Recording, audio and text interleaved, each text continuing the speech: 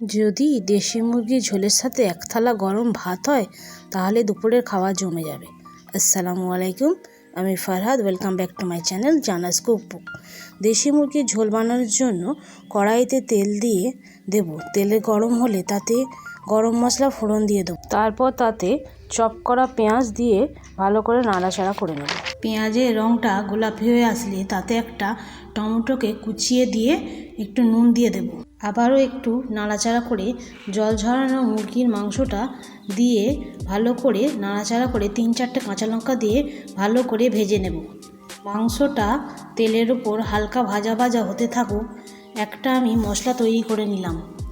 গোটা জিরে, তেজপাতা, গোটা গোল, গোটা ধনে, মৌরি ও শুকনো লঙ্কা দিয়ে অল্প পরিমাণ জল দিয়ে মিক্সি জারে দিয়ে গ্রাইন্ড করে একটা স্মুথ পেস্ট তৈরি করে নেব। এই পেস্টের মধ্যে হলুদ গুঁড়ো, কাশ্মীরি লঙ্কা গুঁড়ো ও আদা রসুনের পেস্ট দিয়ে আবারও গ্রাইন্ড করে নেব। কড়াইয়ের মাংসটা হালকা ভাজা ভাজা হলে এই পেস্টটা তাতে দিয়ে ভালো করে কষিয়ে নেব। কষাতে কষাতে পরিমাণ মতো নুনও দিয়ে দেব। আবারও ভালো করে কষিয়ে নেব। 10 মিনিট কষানোর পর মশলার কাঁচা গন্ধ চলে গেলে ডুমো করে কেটে রাখা আলু দিয়ে আবারও ভালো করে কষিয়ে নেব।